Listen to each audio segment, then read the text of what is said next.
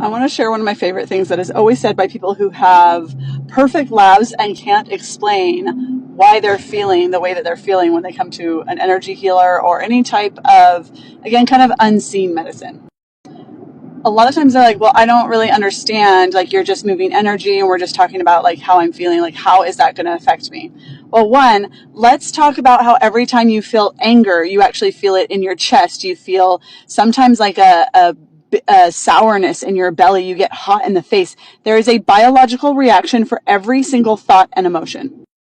Now, people who have chronic issues and have great labs or their doctors can't quite figure it out, the problem is they have chronic thought patterns and habits going on in their mind that this biological reaction is continuously on. It's always on. So their body, it's like constantly being angry and then figuring out why you have like an upset stomach and why you're always running hot.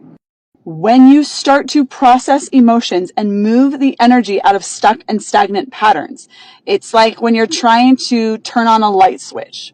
If you have the wrong wiring, right? If you flip the wrong light switch, nothing's going to happen. Or if you flip the right light switch and the wiring is wrong, nothing happens.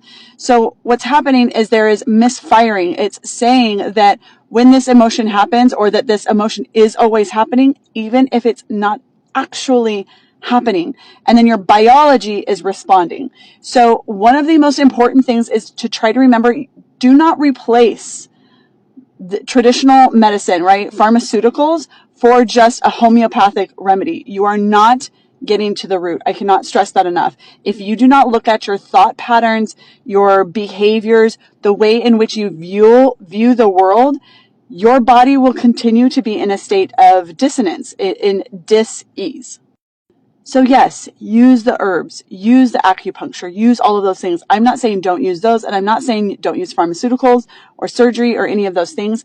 I am saying use them as a support to the deeper healing that has to happen. You have to process what is going on or what has gone on and things that are still on in your body, even when you're not thinking about it.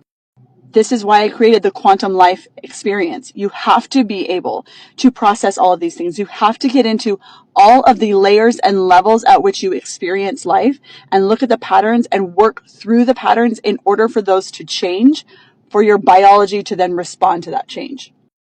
The root chakra is already out. You can check it out at the place in my bio. And then make sure to hit the follow button because I have more coming out for all of the other chakras as well.